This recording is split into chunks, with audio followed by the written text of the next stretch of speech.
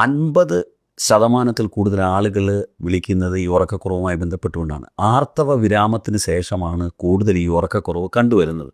അപ്പോൾ നമ്മുടെ ജീവിതശൈലിയിൽ ഉണ്ടായിട്ടുള്ള മാറ്റങ്ങളാണ് ഈ പ്രശ്നങ്ങൾക്കെല്ലാം 90% കാരണം. പല ആളുകളും റിലേഷൻഷിപ്പ് ഇഷ്യൂസ്, അതേപോലെ തന്നെ സ്ട്രെസ്സ്, വർക്ക് സ്പേസിലുള്ള സ്ട്രെസ്സ്, ജീവിതത്തിലുള്ള താളം തെറ്റലുകൾ, ഇതൊക്കെ ആളുകളുടെ ജീവിതത്തെ വല്ലാതെ ബാധിക്കുന്നു. ഒപ്പം തന്നെ നമ്മൾ കോൺഷ്യസ് ആയിട്ട് നമുക്ക് ഉറക്കം വരുമ്പോൾ നമ്മൾ ഉറങ്ങുന്നില്ല. നമ്മൾ അല്ലാതെ തന്നെ നമ്മൾ 24/7 നമ്മൾ ഇപ്പോൾ വളരെ ലൈവായിട്ടിരിക്കാൻ നമ്മൾ ആഗ്രഹിക്കുകയാണ്. ഉറങ്ങുമ്പോൾ നമ്മൾ തോട്ടുകൾ ഇങ്ങനെ അനുസൃതം നമ്മുടെ ചിന്തകളിലേക്ക് വരികയാണ്. ഒന്നിടവിട്ട്.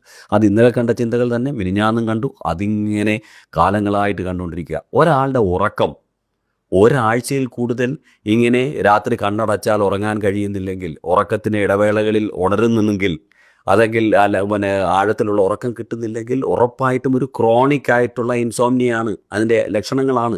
പക്ഷേ നമ്മളിത് അറിയുന്നില്ല.